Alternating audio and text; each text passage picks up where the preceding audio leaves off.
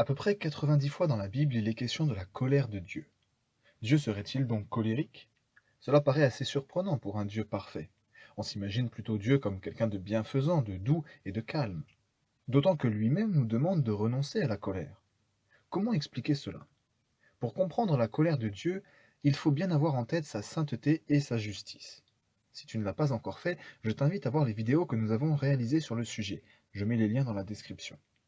En effet, la colère de Dieu est en lien avec sa nature. Sa colère a toujours pour objet le péché qui mérite absolument d'être haï. C'est parce qu'il est saint qu'il hait le péché, et c'est parce qu'il est juste qu'il ne veut pas le laisser impuni. Sa colère donc est sainte et juste, elle est parfaite, légitime et contrôlée. Effectivement, la Bible précise que Dieu est lent à la colère, qu'il ne la garde pas à toujours, usant de patience envers tous. Dieu est patient. Il ne se laisse pas emporter par sa colère, mais il la maîtrise.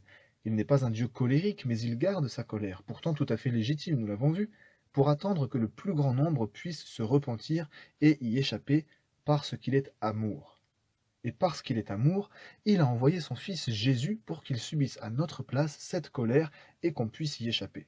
Ce que nous expliquons davantage dans notre vidéo Que dit la Bible? Là encore, le lien est dans la description. La colère de Dieu n'a donc rien à voir avec la colère des hommes. Pourquoi Dieu nous demande-t-il de renoncer à la colère? Parce que nous perdons le contrôle de nous-mêmes lorsque nous sommes en colère. Nos mots dépassent alors parfois nos pensées. Nous agissons violemment et le regrettons souvent après coup. De plus, notre colère est rarement sainte et juste. Bien souvent, il s'agit simplement de notre orgueil qui est blessé. D'autre part, nous sommes rarement patients. Lorsque nous estimons être dans notre bon droit, nous refusons de garder notre colère. Et même lorsque ce n'est pas le cas, il nous est bien difficile de nous maîtriser.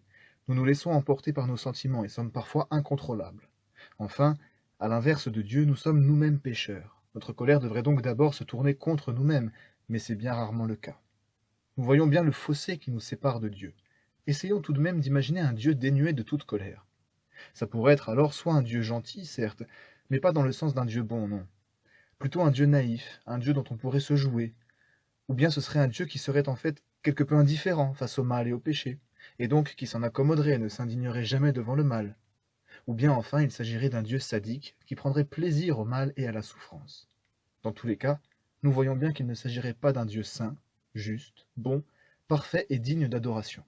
Finalement, serait-ce vraiment Dieu? C'était Curious, j'espère que cette vidéo vous a plu. N'hésitez pas à me faire part de vos remarques et questions dans les commentaires ou par mail. Pensez aussi à aimer la vidéo et à vous abonner pour soutenir la chaîne et être tenu informé de ses nouveautés. À la semaine prochaine.